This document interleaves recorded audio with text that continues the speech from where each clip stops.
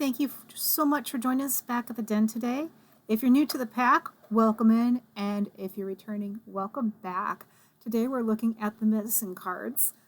This is by Jaime Sams and David Carson. This is a 3-inch by 5.5-inch deck, so just a little bit longer than normal, but it's only a 10-point, which makes it really comfortable to grab the whole deck. And one of the things I love about this deck, you actually get blank medicine shields to be able to add in your own image. Now, I got pretty lucky. I got these at a used bookstore, and these hadn't been filled in yet. They were still completely blank. So if you just want to put a sticky note on there, which kind of affects a shuffle, draw on it if you're a great artist, or maybe decoupage it, whatever is going to work, or simply write the name for the animal on there.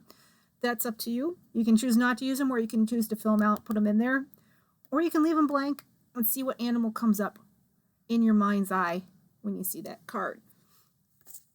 It also comes with a hardcover book, which these days, not very common unless you're buying like an original deck. I still see these decks out quite a bit. They are still in print, last I checked, and every single one I've seen has come with a hardcover book, which is really nice for someone that likes to keep their decks and take care of them. And with this just being a nice picture, it's a printed sketch basically. You don't have to worry about it not being family friendly or Facebook friendly or YouTube friendly, because it's just all animals. Nothing scary about it. A little bit longer does make it a little bit more difficult to shuffle lengthwise, unless you have a little bit better reach in the fingers than I do. But it still shuffles really nice side to side. Now let's ask for a maximum of 3 cards for the viewers that are checking out this deck today to see if it's for them. We're going to ask for messages from their high self, high guides, high totems, high angels, or high whatever else it is that they connect with and feel spiritually inclined towards. Okay. Raven and Porcupine are coming out for you. Is there any last messages?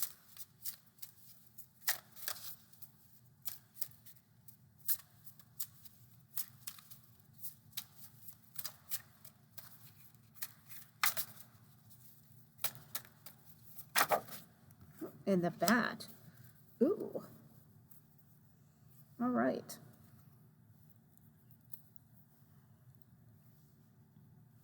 So we have the Raven 16, Porcupine 12, and Bat 42.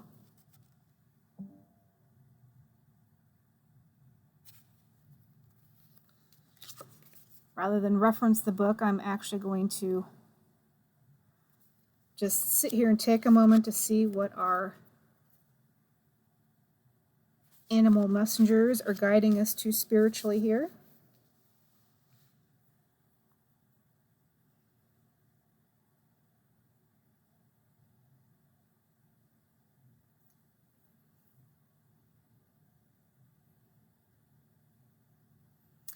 I feel like if you're watching this, and this is coming up for you, you're maybe one of those people, either in your family or your group of friends, that you just never really fit in,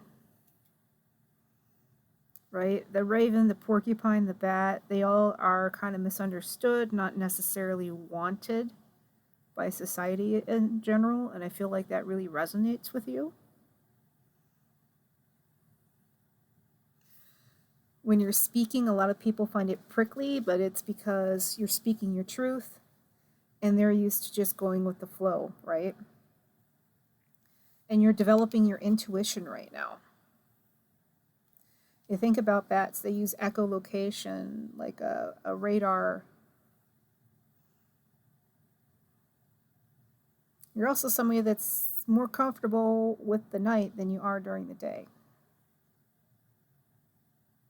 You may do a lot of moon magic, or you may just feel at peace at night.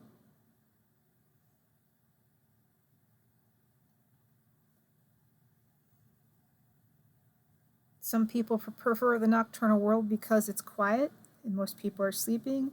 Some prefer it because it feels safer than being awake during the day. If it's because it feels safer than being awake during the day, I would caution you to talk to someone to see if that is a trauma response. Outside of that, the red and blue are really sticking out on these cards for me.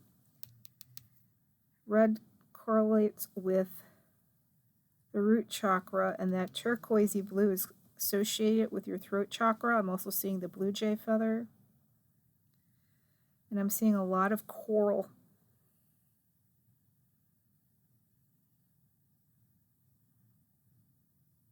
A lot of, like, not just coral, but aquatic. So you're very emotionally affected by this whole feeling like you're an outcast right now. But it's that being an outcast that's allowing you to develop your psychic abilities better. The bat, using your sonar, you've got the star. In this particular case, a starfish. You have, I believe it's supposed to represent bear claws, the way that those are shaped. It's like you have a balance here, even with, you've got a raptor feather that reminds me of like an eagle or hawk, and then you've got this over here, it reminds me of like an owl feather at night. So you've got the balance of day and night. The star is typically wish fulfillment, balance. Whatever you've been through in the past is definitely culminating into you having a better life. It was hell going through. It hurt. I'm not taking away from that for you. I totally see you with that. But you're coming out stronger on the other side. You're emotionally balanced. Your thoughts are balanced. And the thing with feathers, air, and thought, that is the sword suit in a regular tarot deck. So it means you can see through all the crap and bullshit, and you have no problem cutting things off if it's not healthy for you. And in the Native American tradition, the birds associated with the raptor family are typically known for taking prayers up to the Great Spirit.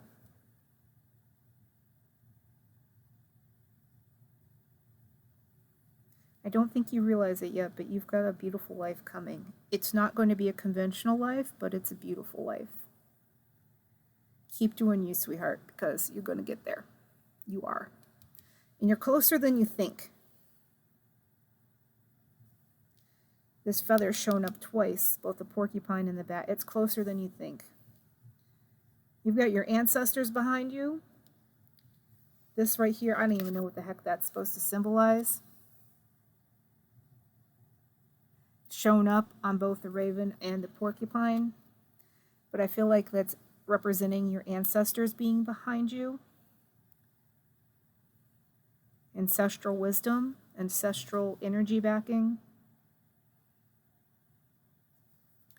And in the porcupine, we have that braid. That's typically connected to the spirituality. Long hair is associated with being able to pick up on spiritual messages. There was an interesting study, I forget which war it was in. Most people, of course, when they go in to serve, they have their hair cut short, but they allowed some of their Native American scouts to keep their hair long. And those that were allowed to keep their hair long actually picked up on the enemy coming in far earlier, even when they were in the dead of sleep.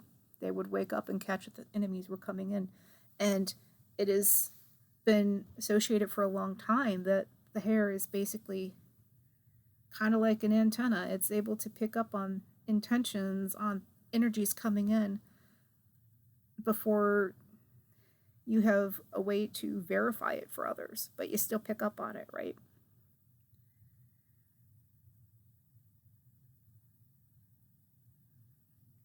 You may not even know you're as intuitive as you are. But you about to find out, honey. And use it in the light and you will not go wrong. All right. I hope that helped. I love you, and I will see you next time. Bye.